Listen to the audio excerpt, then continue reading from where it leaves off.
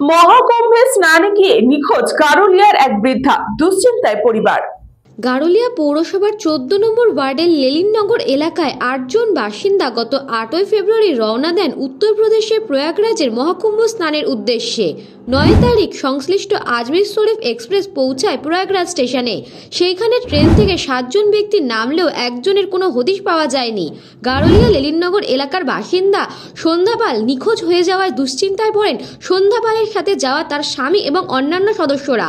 খবর দেওয়া হয় লেলিননগরের বাড়িতে। পরিবারের সদস্যদের তরফ থেকে স্থানীয় নোয়াপাড়া থানা ও রেল প্রশাসনের কাছে নিখোঁজ ডায়েরি করা হয়েছে, যদিও এখনো পর্যন্ত নিখোঁজ সন্ধ্যা পালের কোনো খোঁজ পাওয়া যায়নি।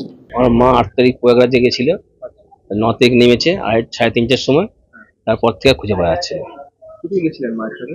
মার সাথে বাবা আর ওদের সঙ্গে সঙ্গে গেছিল আরো 7-8 জন মিলে। বাবা কি বললেন? বাবা তো বলছে ট্রেন থেকে নাকি পাচ্ছে না খুঁজে। স্টেশনে নেমেছিলেন? হ্যাঁ, স্টেশন নামে সেটা বলতে পারছি না, যখন শিওর নেই। যাওয়ার জন্য প্রয়াগরাজে কুম্ভ মেলা যোগাযোগ না, মার সঙ্গে না নাম্বার কোনো কিছুই নেই। হ্যাঁ, ব্যবস্থা তো আমরা গেছিলাম হাওড়া স্টেশনে গেছিলাম, ওখানে সব জিআরপি আরপিএফ সঙ্গে সব করে এসেছি রিপোর্ট। লোকাল থানায় গিয়ে করে এসেছি, নোয়াপাড়া থানা। তারপর আরও চিতপুরে গেছিলাম, চিতপুরে ওখানে গিয়ে জারি করে এসেছি, ফটো দিয়ে এসেছি, চিকেন ভেঙে দিয়ে এসেছি। এটাতে অ্যাকচুয়ালি বলতে হবে না, শিওর কি বলতে পারছি না। আমার তো এখানে রয়েছে, এখন ওখানে যারা বলছে এরকম খবর দিচ্ছে সেরকমই আমার বলছে। তারা কি বলছে?